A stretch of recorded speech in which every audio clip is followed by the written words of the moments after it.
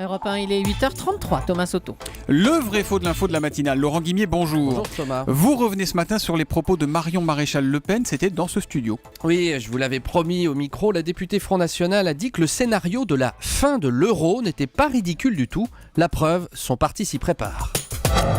Ça a été en l'occurrence chiffré dans notre programme, mais bien évidemment que combien ça coûterait sortir de l'euro, monsieur, va court et moyen terme. bien évidemment coûter de l'argent. Ça, c'est une réalité, mais c'est pour récupérer un outil monétaire qui va nous permettre d'être à nouveau compétitifs sur le marché de l'export. Voilà. Alors, Marion Maréchal Le Pen dit beaucoup de choses. D'abord que le Front National a chiffré le coût de cette sortie de l'euro. Ça, c'est vrai ou c'est faux ? Alors, c'est vrai, mais il a fallu un peu la tirer par la manche, si je puis me permettre. Après l'interview de Jean-Pierre Elkabbach, nous avons rappelé Marion Maréchal Le Pen pour qu'elle nous donne les chiffres. C'était apparemment à la disposition du grand public sur le site internet du Front National. En fait, non, rien de précis. Finalement, l'un de ses collaborateurs nous a transmis un document interne au Front National, le chiffrage du programme de Marine Le Pen établi par ses économistes. Au chapitre euro, monnaie nationale et frontières économiques, on lit qu'en 5 ans, grâce notamment au contrôle des importations, le retour au franc ne coûtera pas, mais rapportera 160 milliards d'euros, ou pour parler en francs, plus de 1000 milliards de francs. Et est-ce que c'est crédible ce chiffrage ?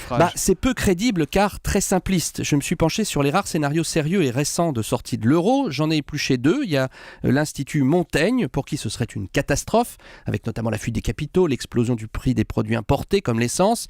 Coût pour chaque salarié français, 9 000 euros.